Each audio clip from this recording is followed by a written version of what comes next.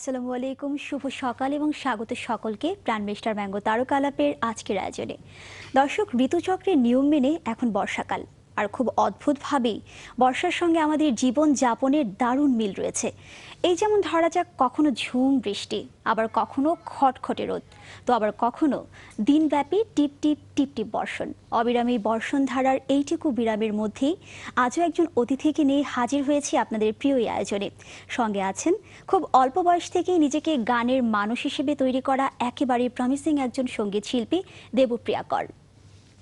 শুভ সকাল দিদি, কেমন আছো? হ্যাঁ, ভালো ভালো, শুভ সকাল এবং স্বাগত আমাদের প্রাণ মিস্টার ম্যাঙ্গো তারকা আলাপে। হ্যাঁ, থ্যাংক ইউ। আমি সবাইকে আন্তরিক শুভেচ্ছা এবং ধন্যবাদ জানাচ্ছি আমাকে এখানে আমন্ত্রিত করার জন্য।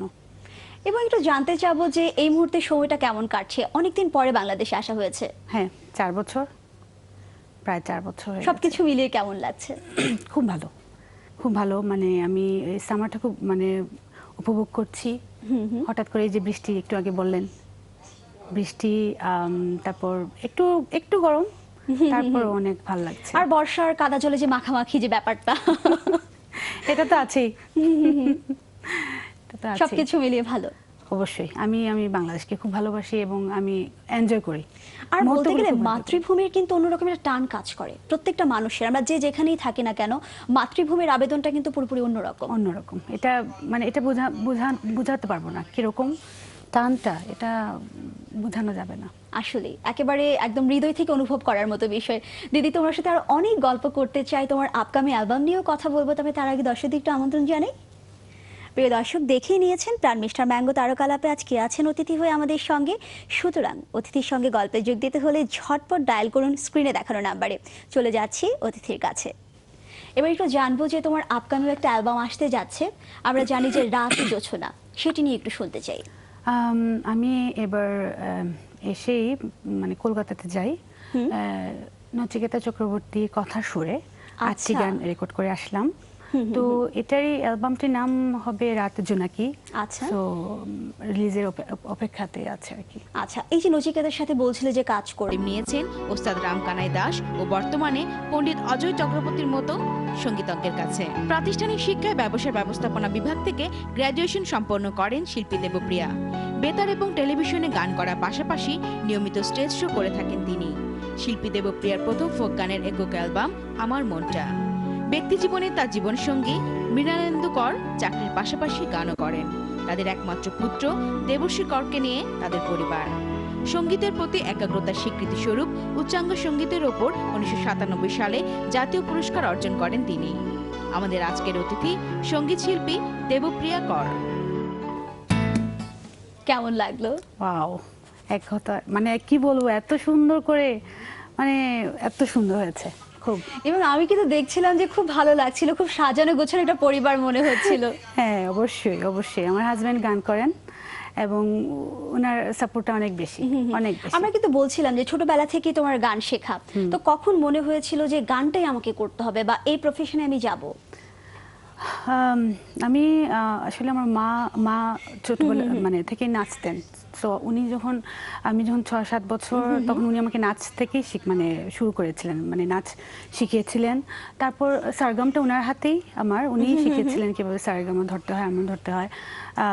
তারপর একসময় আমি অনুষ্ঠানে, দেখা যায় যে একই অনুষ্ঠানে, সিলেটে বিভিন্ন অনুষ্ঠান করতাম, তো দেখা গেল যে আমি নাচ করছি, আবার হাফ অ্যান আওয়ার পরে ড্রেস চেঞ্জ করে আবার গান করছি। তো ছোটবেলা থেকে নাচও শেখা হয়েছে? হ্যাঁ। আচ্ছা। তারপর এরকম করতে করতে যেমন আমি এত ইউজড হয়ে গিয়েছিলাম, আমার প্রোগ্রাম করতে অনেক ভালো লাগতো। তো পারফরমেন্স করে যেটা বলে আর কি, তো পারফরমেন্স আমি খুব করতাম। তারপর এক সময় রেডিওতে চান্স পেলাম, নজরুল আধুনিক। রেডিওর গল্পে তো আমরা ফিরবো। এই যে গান নিয়ে এত কথা বলছি, আমরা একটা গান শুনতে চাই। আচ্ছা।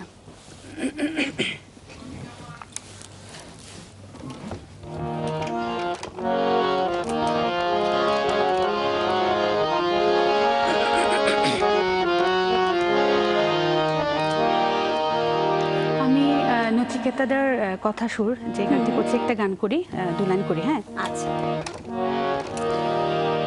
মন আকাশ যখনই সজল হয়, ফেলে আসা স্মৃতিরা বদল হয়।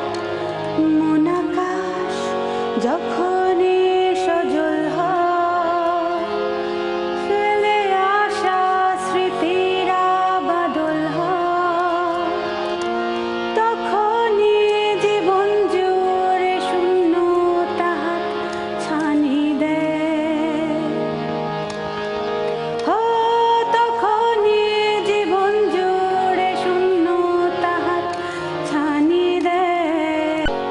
প্রিয়া কর ফিরছি গল্পে। দিদি, আমরা কথা বলছিলাম এবং মন দিয়ে গান শুনছিলাম। এবার একটু জানবো যে এই যে প্রবাসে যে এতটা বছর থেকে গানের চর্চাটা ঠিক সেখানে কিভাবে চর্চাটা করা হয়? এখানে চর্চাটা যেটা হয় যে মানে বিভিন্ন প্রোগ্রাম হয়। তো মানে ইভেন যে 21 ফেব্রুয়ারি 16 ডিসেম্বর সব ধরনের প্রোগ্রাম হয়। তো আমরা পার্টিসিপেট করি এবং বিভিন্ন পূজা পার্বণ আচ্ছা। মন্দিরগুলোতে। মানে আমাদের সংস্কৃতির যদি বলি যে চর্চাটা সেখানে কেমন? অনেক অনেক অনেক হয়, মানে যত দিন যাবে তত আরো অগ্রগতি হবে, এটাই নিয়ম।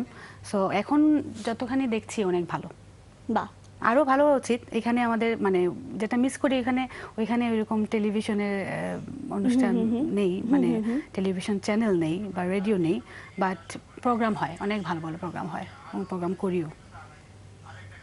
আচ্ছা।